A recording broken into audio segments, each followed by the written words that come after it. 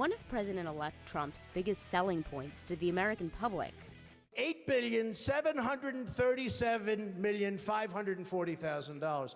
That's the kind of thinking our country needs. Might become one of his biggest weaknesses. Experts say keeping his businesses up and running while leading the country might open Trump up to unprecedented scrutiny and potential corruption allegations, even if he hands control over to his children. We cannot avoid the politics that's going to surround any inquiry into the ethics of the President of the United States. Trump has a stake in over 500 businesses, more than anyone ever elected president. And because the Trump Organization is a closely held private company, we don't even know what the conflicts might be. Federal law governs conflicts of interest, but it doesn't apply to the president or the vice president.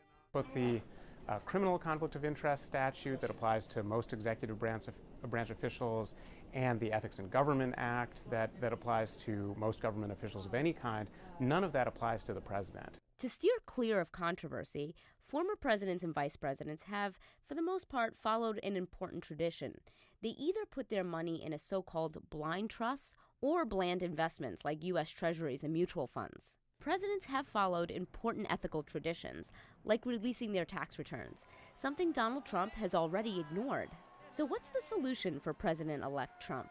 I will sever connections and I'll have my children and my executives run the company. The Trump Organization announced it would transfer the business to his children without mentioning a blind trust. But Trump's lawyer used the term when asked about it on CNN. It's going to be placed into a blind trust. The children. Experts say that's not even close to the definition of a blind trust. And when we reached out to Cohen for further clarification, he declined to comment. That is not a trust that meets the norm because having your children run your trust does not discharge the conflicts of interest, because the interests of your children, particularly in this case, are coextensive with his self-interest. A real blind trust requires the president to sell off assets. Trump's blind trust would keep his current businesses up and running. A real blind trust requires an independent trustee to oversee the assets.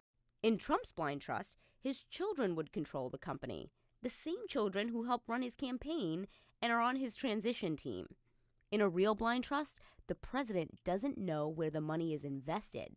That's the blind part. Trump already knows where all of the investments are.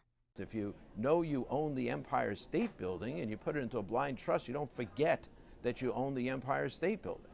What Trump has proposed is the opposite of a blind trust. And as president, there's no law to stop him from doing it.